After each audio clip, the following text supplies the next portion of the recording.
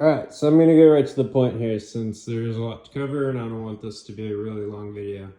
I'm trying to sell this Peavey CyberBass, and I believe this is a pretty rare item. I can't find it really anywhere on the internet or on Reverb. I think it's from about 1995, 1996. They ran production on these for, I think, between 94 and 96. I just want to specify again, this is the CyberBass, not the MIDI bass. Peavey CyberBass, the 4-string conversion, 4-string setup, and in the, I guess you would call that a teal blue, kind of aqua blue.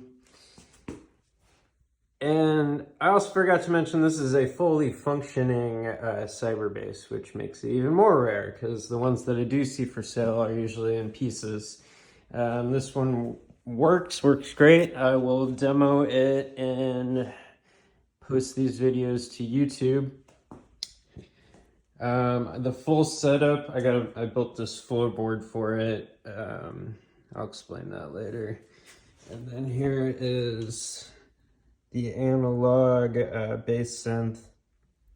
This is a preamp. So the CyberBass actually sends two signals, MIDI and regular. You get regular bass signal from the humbuckers and the strings, so it can sound like a regular bass too, which is pretty cool. So that's what I use the preamp for. The preamp has the EQ plugged in through the effects loop. Both of these effects are powered by the ISO brick. The Moog is just plugged right into this here. This power supply is the original Peavey power supply. Actually, I don't think that's original. It says made in China.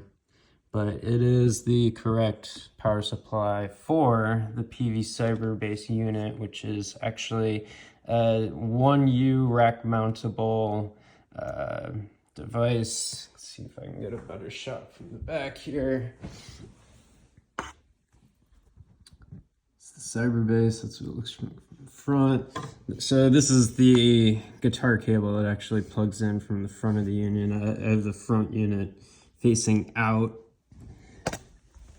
The way I was using this setup in live situations is I actually had a laptop stand that slid in these two spaces right here. My laptop would sit right here, and I would have this whole thing on a basically just a keyboard stand and play this setup live.